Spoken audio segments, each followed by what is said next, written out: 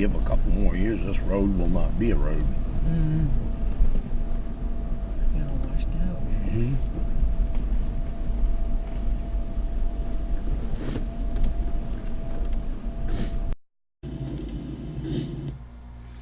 Hello folks, and welcome to part 2 of North Maine Overland video. What you're looking at right now is a kind of a panning view from the Mavic Pro over Dexter, Maine. If you remember from video 1, Lisa's camera took a bath in the lake, and we opted to head out of the woods and head over to Bangor, Maine to buy her a new camera at Sam's Club. And on our way back through, we figured we'd stop here at this camp in Dexter that my brother-in-law and sister own, a bunch of acreage up there. We hadn't been there in over 25 years, so we did an overnight there, kind of did a little exploring. He's added a bunch of roads and a pond and a sand pit and so on. And you'll see a little further on video or still pictures of our Overland rig that we went down a little road that I thought was a road, and it turned out it was more of a four-wheeler trail, and we slid off the road. And because of all the trees, we had quite the job to get the rig out. And again, you'll see a couple still shots. Wasn't till about 10 p.m. I think. Would you say 10 p.m.? About 10. About 10 o'clock before we got the rig back to where we were going to set up. And there's the picture right now of the rig, of the truck off the road. The trailer was off the road too, and a lot of trees. But you know what? Teamwork. We got it out of there. And then we're continuing with some of the aerial footage. This is going to pan down. You'll see the Overland rig in the camp and where we spent the night. But once we got back to camp and started setting up the Overland rig, the grass was quite tall, probably waist high or maybe even a little higher, as you can see to the left of that picture. We started hearing coyotes all around us. So it was a little bit of an eerie feeling. We turned all the floodlights on, and Lisa started making supper, and I started setting up the rig, and the coyotes were howling for a little bit, and then they kind of stopped, and we just kept watching the tall grass, make sure we didn't see any movement. Making dinner was rather daunting, hearing the coyotes off in a distance and the field grass being so high. We had the lights on so we can actually look out. I think I was looking out at the field more than I was cooking the meal to see if there was any movement of anything coming towards us. But we were fine. Yep, and we did some exploration of some of the new roads he put in and some of the older roads. I used to hunt here, and we got to eat a bunch of berries and so on.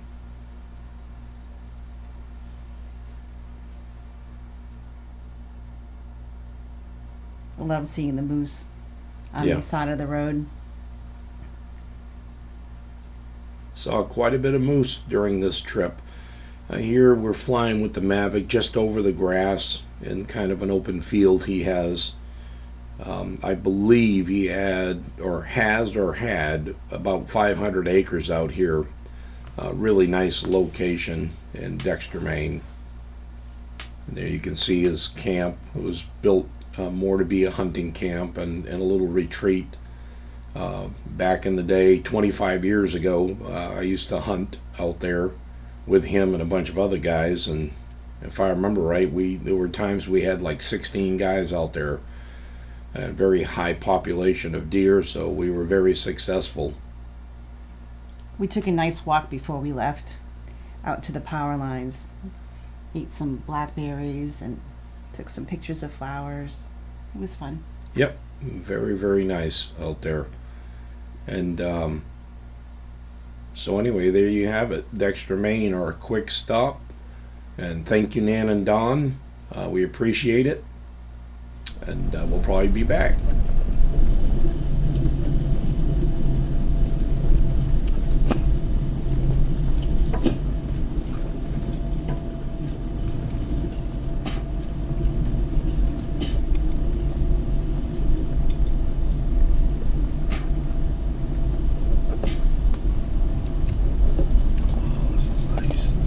these clips were back in northern Maine, and kind of just exploring some roads, and you'll see in some further on clips we're at Canada Falls. There's a dam and nice little setup. Alder Alley and Canada Falls Road.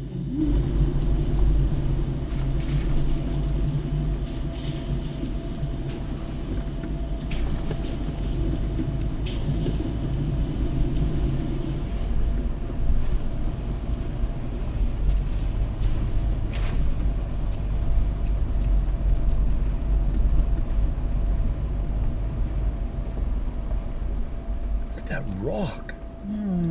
Is that the strangest looking thing? Doesn't look real. It doesn't. Looks melted.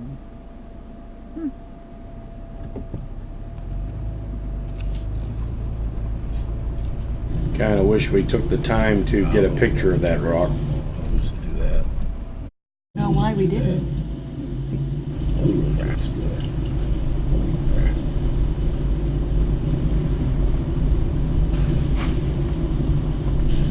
Oh boy.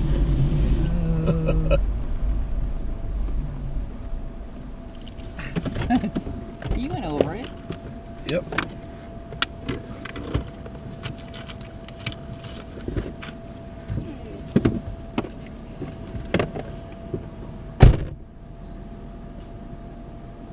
Always a little skeptical when we see a washed out bridge with a few planks over it. Turned out, I got out and scoped out the situation, and it really wasn't as bad as it looked. There were some big steel I-beams there that were had a lot of meat left in them for the amount of weight we're carrying, and it was just a matter of lining the planks for the tires, and we were home free. It was kind of funny as we went over. I think you'll hear in the audio on the other side Lisa giving a sigh of relief once we finished getting over the bridge.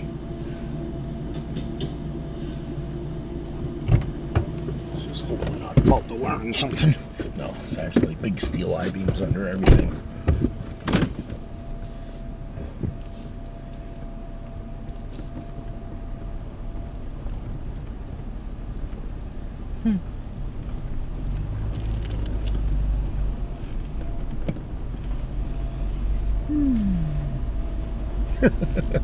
He's just like, I can't breathe again. Now see, this is an open area, or is it? What is that? What does that say? Oh. This is probably the road he came in on. We took a long way around. Last name, lot number, town, harvest notification. Oh, so harvesting.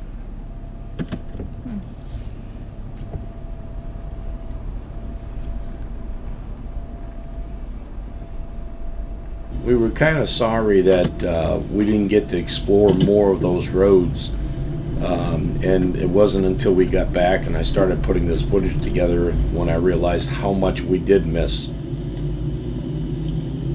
Probably needed another couple of weeks. Yeah. For vacation. Yep. To cover it all. That just means we have to go back. That's it. Here we're pulling up to Go get firewood first, Canada Falls. and then we'll hook the trailer up. So I'll pull right up here, empty the back out, and get some firewood. And then we'll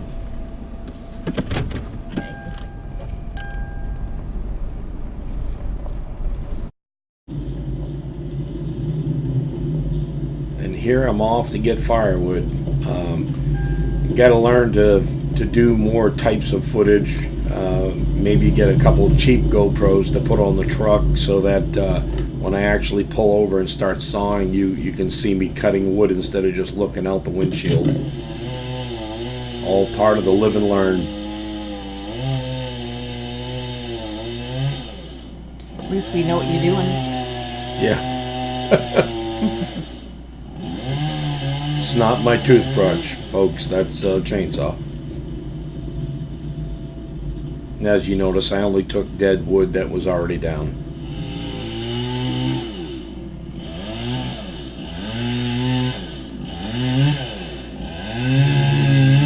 kind of doing everybody a favor because the wood was almost blocking the road in a lot of the places.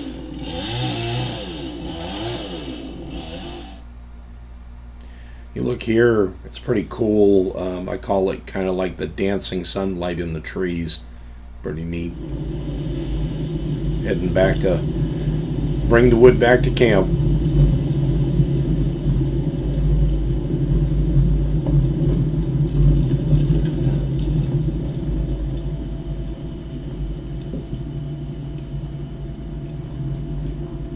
That was a nice campground. Beautiful. Though you can't hear it in the video. The falls are quite loud, but still, Yeah. nice area. This video, I just kind of sped up a clip just to show the cloud movement in the lake. And this is just a very, very tiny portion of the lake. When you look at it on Google Earth, it's a really big body of water.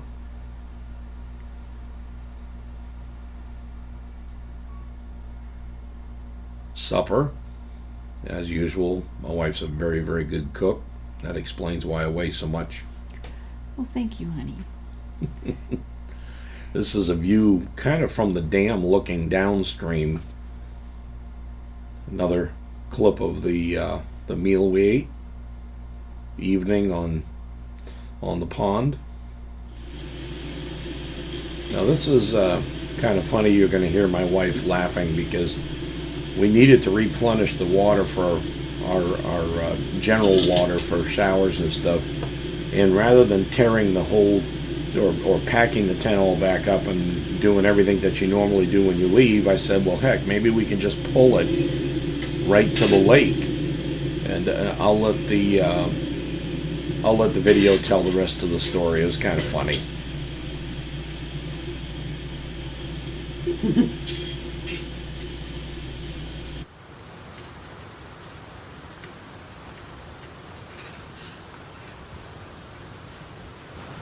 I hope it's on secure.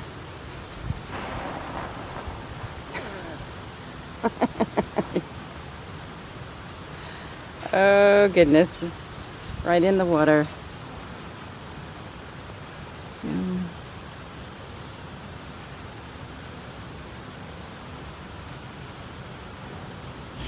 This is one of those, you know you're a redneck if.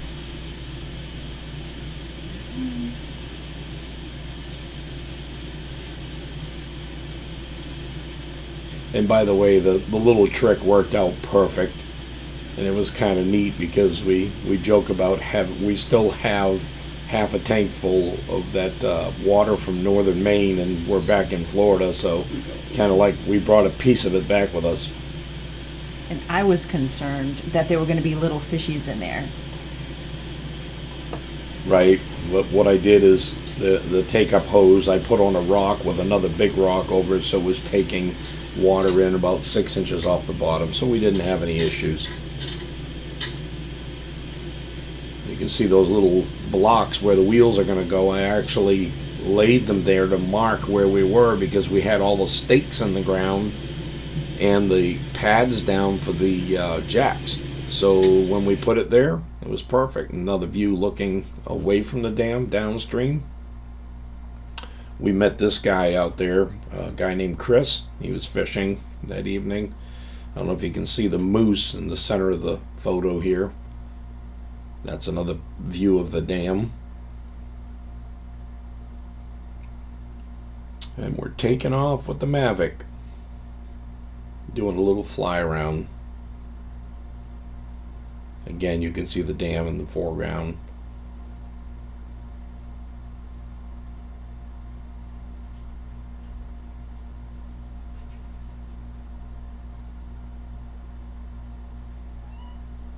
Lighting conditions weren't perfect, but you still get the gist of the landscape around us.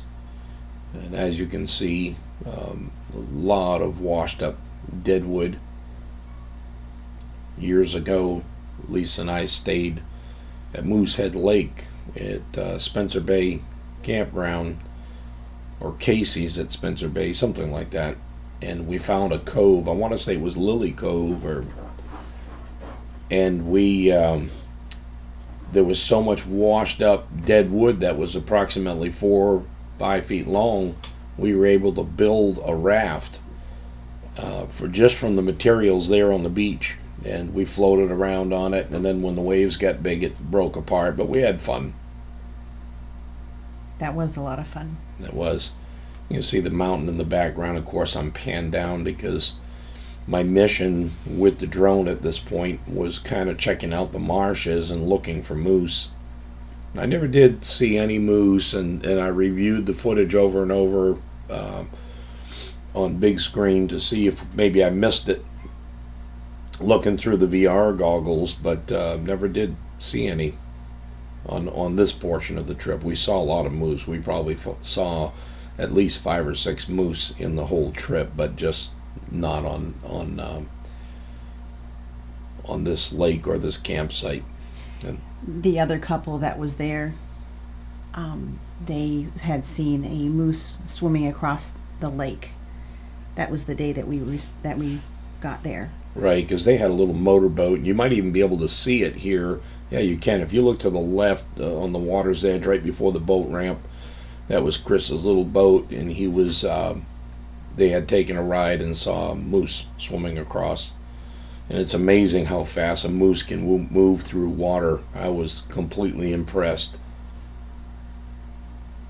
Hopefully the next time we go up to northern Maine, we'll have a canoe with us. Yeah, we will definitely. I came so close to buying a canoe when we were at the south end of Moosehead Lake. There was some kind of trading post there, and they had a canoe, and I hemmed and hawed and looked at it, and pulling the Overland rig with that Toyota and the 6-cylinder, I thought that maybe the canoe would be too much of a hindrance. Later on, some gentleman I met in northern Maine that was marveling over my Overland rig said that no, they're so aerodynamic that it wouldn't have posed an issue at all, and that you're really missing out without a canoe, and he's right. There's so many. As I review these videos and do the editing, I realize how many places we could have put in and just had some real tranquil moments going up streams or downstreams or whatever. But anyway, next trip, definitely going to have a canoe.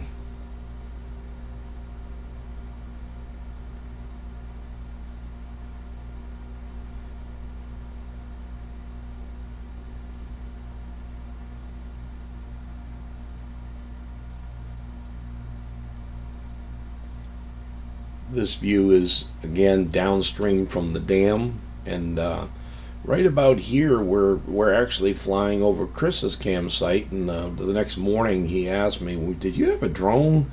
And of course I apologize and hoped it didn't offend them. It does put out a little bit of sound, and I was only at 400 feet, so when you go up a little higher, people on the ground don't hear it so much. But from what I've been watching on YouTube and gathering from the internet, that there's a lot of people actually offended by the sound, and I can understand. You're in this pristine wilderness, and all of a sudden you hear that little buzzing sound. Although, the batteries only last like 20 minutes, so we really don't have it up there that long, and we're not over one spot for a long period of time. We were flying out. The thing will go out 1,000 meters from the remote control, so that's what we were doing is making these little rounds about 1,000 feet out. There's Chris again fishing.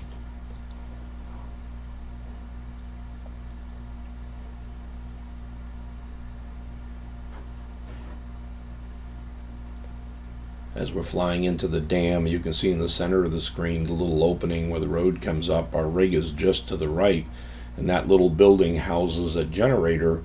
And there is an old farmhouse out there, and the people are commissioned to come open the dam using that generator at certain times of the week and day. What you just saw was the entrance to the Great Northern Woods where you pay. And here's our rig at Canada Falls.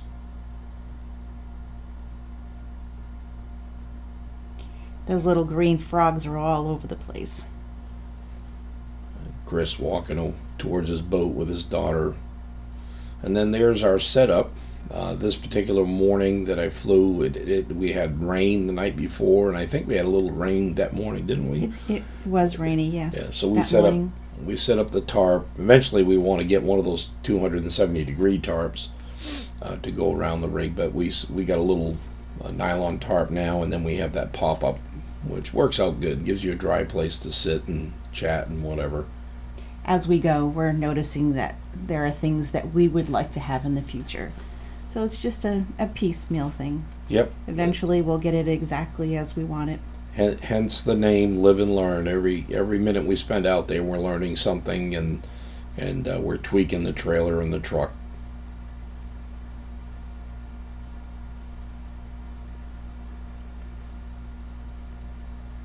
There's Lisa doing her photography. By the way, that's not a marshmallow on my head. Those are the VR goggles. Worth every penny.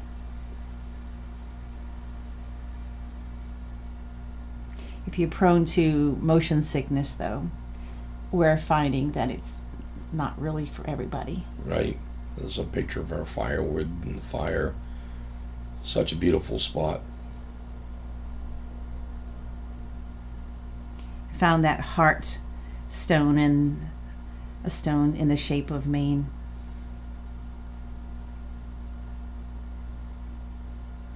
Another drone flight. What Lisa was just talking about is on the picnic table, someone had carved in Yahoo, and she found those pieces of slate, I call them, one in the shape of Maine and one in the shape of a heart, and put them in the circles. It's a pretty cool picture. Here we're flying up away from the dam.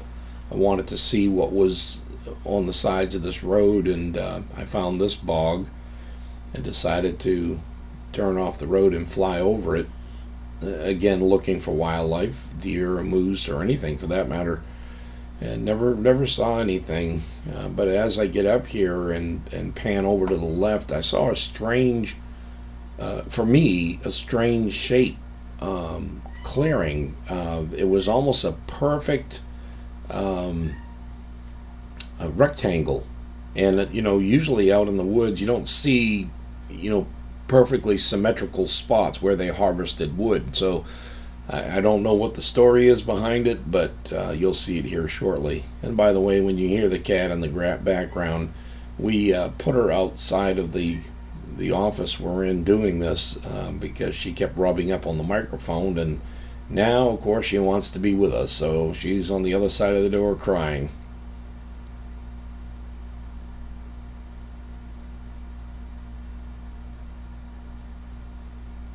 And there is that strange rectangular strip, and it's not very big, so that's why it just doesn't even look like what a logging operation would do. It's really strange.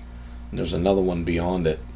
I never noticed that watching the video before. Yep. That is odd. And now we're heading back towards the lake. Our campsite is just off to the left here. As a matter of fact, I believe I make a complete loop, and you'll see the camp again.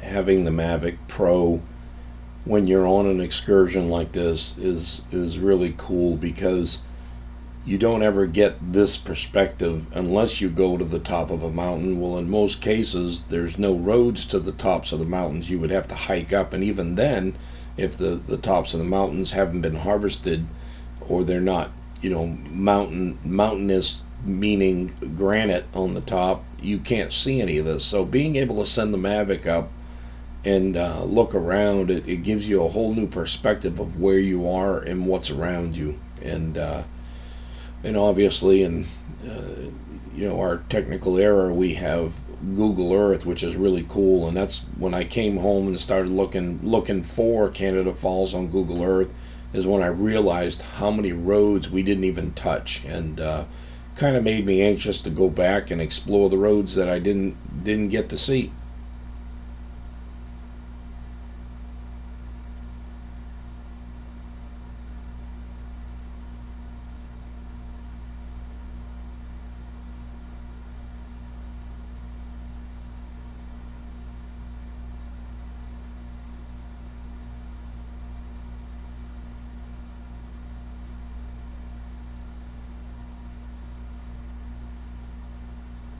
Another little bog that was across the lake from us.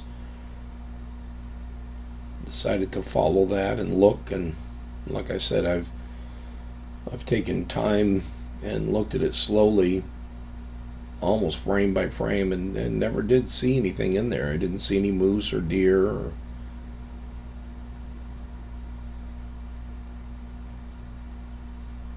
kind of ironic that the only deer on the trip we saw was outside of Walmart. Yeah, in Farmington. In a Walmart parking lot. We were leaving Walmart, and as I was kind of making a U-turn to head back towards 27, there was a depression, a grassy depression off the parking lot, and there was a beautiful doe.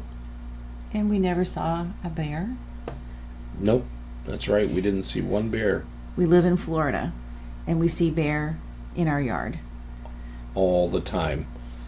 As a matter of fact, I realized this morning how much footage I have of bears in my yard, and I decided I'm gonna make a video and post it on YouTube just of the bears tearing our bird feeders apart and trash cans and whatnot. Of course, we've learned now we don't put our trash out till the morning of trash day.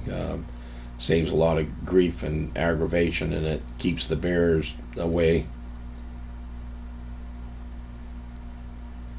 Here we're kind of doing a U-turn. We get a little bit of sun flare on the lens, but I figured the footage was still worthy.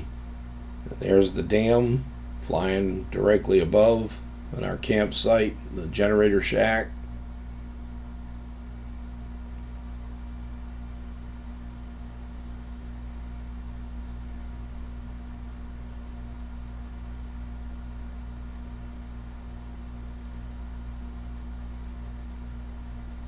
Kind of ironic to be out there when the people come to open the dam for the kayakers and canoeists downstream to create that white water that they look for.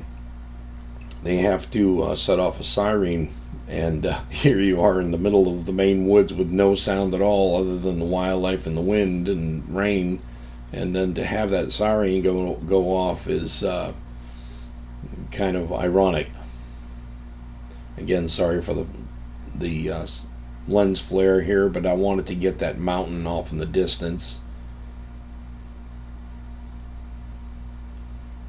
I think the next trip we're going to bring a good handheld GPS with us and do a little hiking up on the tops of some of these mountains. We didn't do much hiking at all. I think the reason is there's so much area in northern Maine to explore that if you're like Lisa and I and you really love to explore new spots, you're anxious to move on. You're constantly moving on, and it wasn't until I got home that I realized how much we missed. And maybe, on one trip we ought to pick a certain quadrant and then just focus on that. And watching Coyote Works has kind of enlightened me to more of the historical part of it too, like looking for the old homesteads and knowing how to find the old homesteads, and doing some exploration on foot of those. The only thing I don't want to learn from Coyote Works is how to burn your vehicle. I feel bad for him, and hope he gets back on his feet quickly.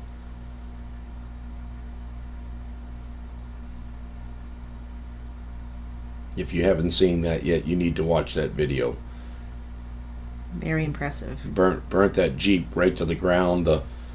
there were puddles of aluminum under the wheel where his wheels melted and they were aluminum, so there were just puddles of molten aluminum. And he was in the middle of nowhere, but luckily had a cell signal, was able to summons a friend to come get him the next morning, and he did get most of his survival gear out of his Jeep in time to be able to spend the night out there safely.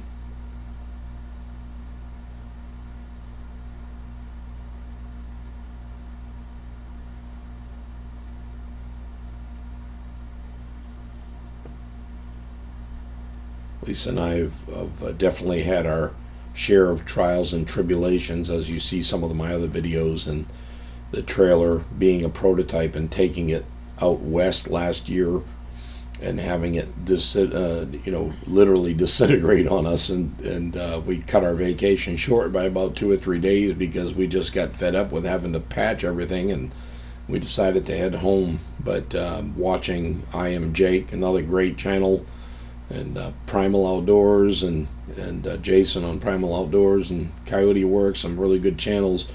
We're not the only ones. You're gonna head out into the wilderness. Be prepared. You're gonna have some technical difficulties, and it's best to know how to recover from little disasters.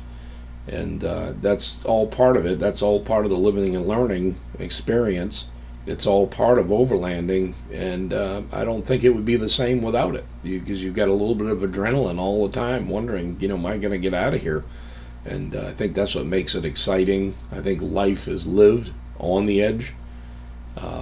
We have enough of the humdrum everyday stress and getting up every morning and doing the same stuff, so this changes life up, makes it exciting. There's Lisa in her little hat, getting supper ready. And there I am with my marshmallow on my head. Expensive marshmallow. It's really not that bad. They're about $300. Worth every penny. I first got the Mavic Pro.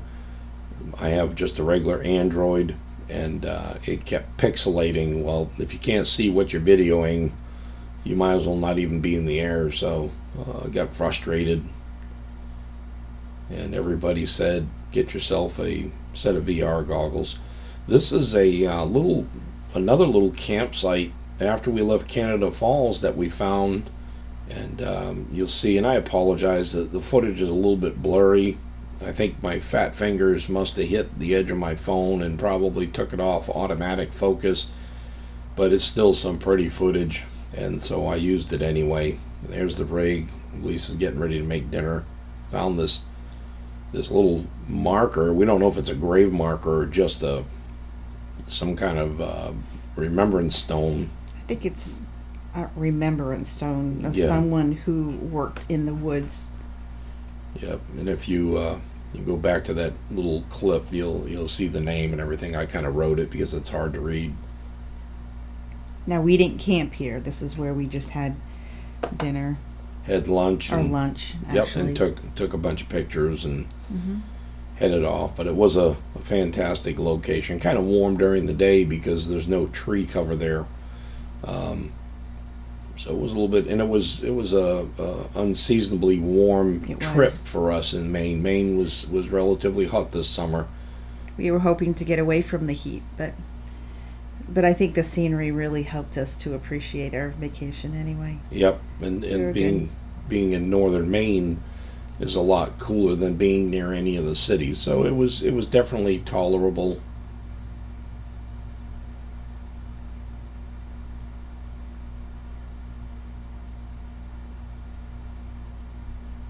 Here I take a flight. You can see Lisa walking along the road doing her photography. I took a flight downstream, across the bridge, and a little tour just to see where the river meandered to, and if there was any bogs down there. And like I said, with the Mavic, you're about to go 1,000. You're capable of going about 1,000 meters. Some people stretch it a little further, but I paid too much money for that thing to push it to the limit. So when the remote says you've reached your distance, I just simply make a big arch and return home.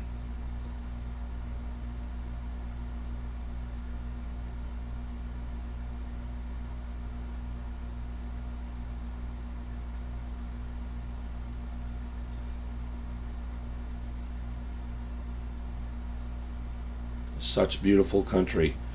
This is one of those streams that would have been great to take the canoe down and do some exploration.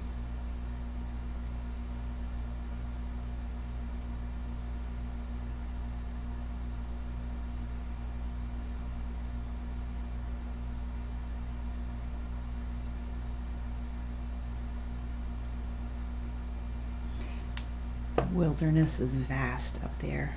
It is.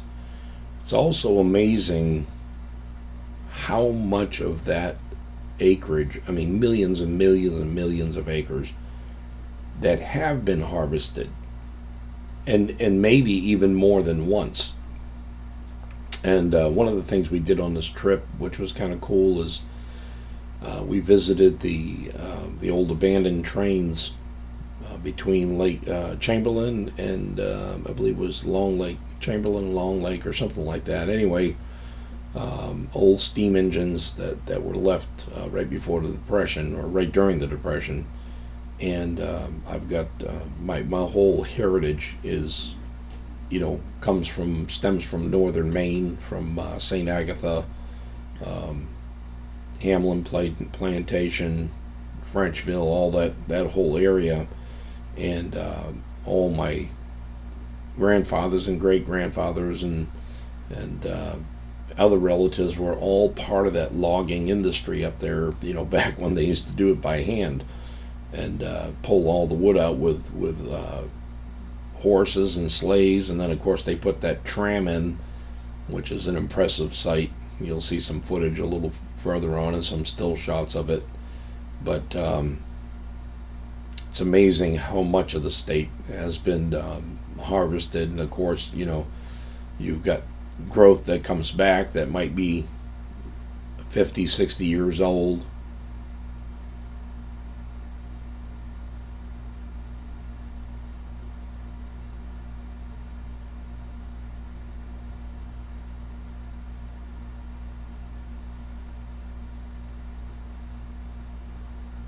Not quite sure how much impact the sound of the drone has on the wildlife either. That's one thing, while doing all this editing and not having seen any wildlife in any of the photos, makes me wonder, you see the size of the ears on a moose, you realize they got pretty good hearing.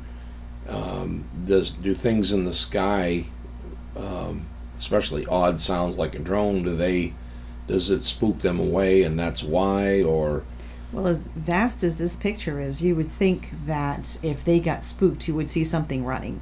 And we know how fast a moose can run. Right. So perhaps it's just the time of day.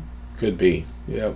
Hot out. They're deer and bear and stuff like that. During the heat of the day, they tend to bed down and wait till dusk to start moving around. So that's a good point. Could be just the wrong time of day. Because it would be really cool to see something at least running. Yep. And she doesn't mean in the sense of harassing them with the drone. We would never do that. No. But it would be. But if it did bother them, yeah, that probably would be why you would see something running. Yep. So now we just turned around, probably reached my 1,000-meter limit, because we've already flown by the campsite and the bridge. Now we're flying downstream again back to the campsite. You'll see that come up shortly.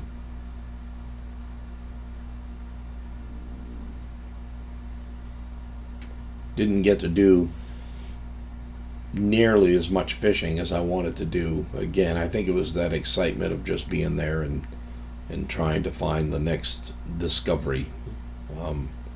Just got to learn to slow down and enjoy where I'm at. Canada Falls, I pulled out the fishing pole.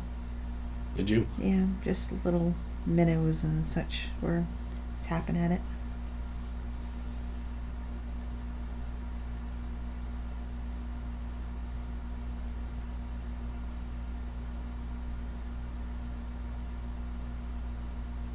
Yeah, future videos, I think we're going to do a lot better job. Lisa and I have been talking about it, and we've talked a lot about the footages we didn't get And so again, live and learn. We're going to start practicing, and on our next excursion, which we're going to be doing one in North Georgia.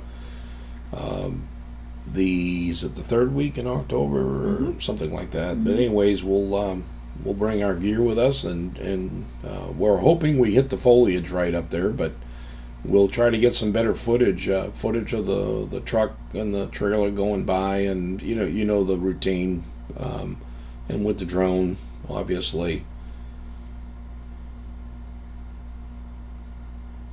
Some more cool shots of rivers, just lots of rivers up there.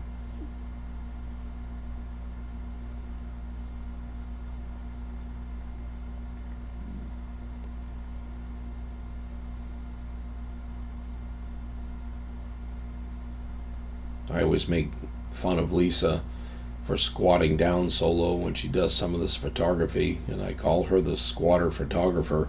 But that last shot you saw, it turns out some really nice photographs when she does that. And here, Lisa caught some turkeys crossing the road. There's a moose we saw on the road. Oh, did you hear that? Well, lay up, sucker.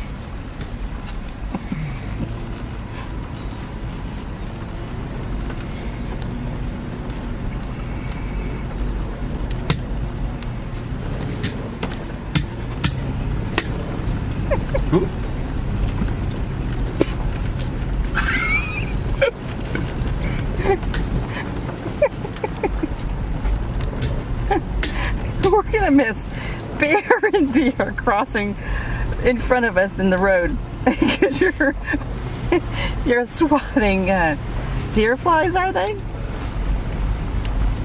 You realize how many I've gotten though? I feel good. I feel good about myself. A $5 toy. But it does work wonders when you're walking.